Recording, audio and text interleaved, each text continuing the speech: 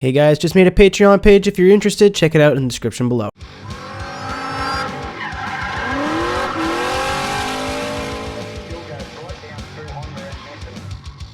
What is going on, guys? It's MrAeroHD here. We are back again with whatever I'm going to call this series.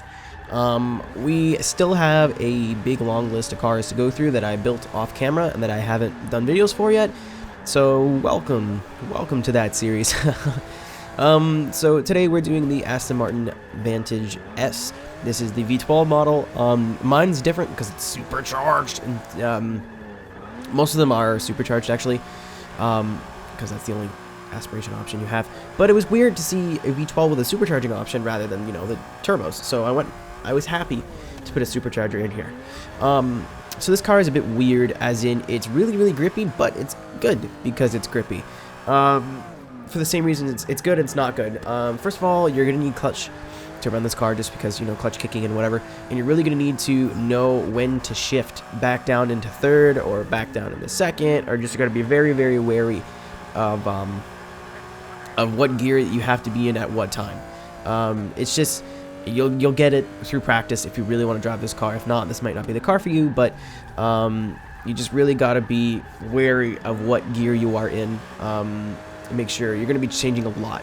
If you watch what gears I'm in, I'm usually switching a few times over the course of the game. Anyway, it's really grippy.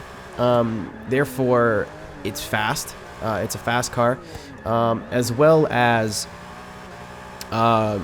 it's maneuverable. As in, I don't know if you'll see it in the clips here, but this lobby was a fucking mess. Like, I was a lap ahead of everybody. And I had to maneuver through traffic. So like if somebody was swaying back and forth, which is normally what happens in lobbies because people are stupid and don't know what's going on around them, to maneuver around them in the car would be not as difficult as it should have been in other vehicles, for example. And it's really fun to drive in that aspect, but what you trade is you can't really get that much angle just because the front end will pull you out of everything. And when there's this kind of grip balance in the car, it just doesn't loan itself into high angle situations. So like mid angle, but you're going to be trading that off for a lot of speed and a lot of maneuverability, which, you know, I think is fun. A lot more people will be like, I want to do 90-degree entries all the time, you know. So if you're one of those guys, then this is not the car for you. But it's a nice change of pace. It's really fun to drive, for the reasons that I mentioned, and it looks cool, and it's a V12, and it sounds awesome. It's got a supercharger in it.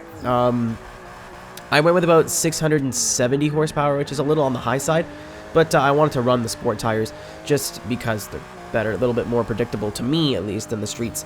You can run a bit more power in it, and a lot of people might be asking, hey, why didn't you, just run street tires and then the stock or a bigger tire width? Because the tire width in this car are really weird. This car would have been really good with a 305 or a 315 on the back, but you can only have 295s and 335s. So yeah, it was not helping me out at all. So this is really, for me, was the only choice. So let's get into the build here. Again, we're going to skip all the stuff that you guys know is race. So sport tires, we have a one upgrade in the front, I can't read it, and then we have 295s in the back just because of the stupid tire lengths. I got Haman Edition Race as the wheels, and then this kind of, I have a little mini stroke here as I'm going through the power. But 675, the car is like a supercar. People are gonna argue me, it's not a supercar, it's a sports car. Well, it's a really fast car, so there's a lot of grip in the chassis. It's about 3,100 pounds, so it's not the lightest car in the world, and so to me it warranted the extra power of the 6 whatever. I had 700 in it before, and that was way too much, so we backed it down to 675. Here's the tune. Nothing out of the ordinary, really. Rear tire pressure is a bit lower than it could have been, but again, the mistake here made it its own unique characteristics, so I'm kind of okay with it. Yeah, so if you guys want to download this tune, it is up on my thingamajig. If you want to just copy it and tweak it with yourself, feel free. I don't care. But yeah, thank you guys very much for watching, and I hope to see you in the next one. Take care.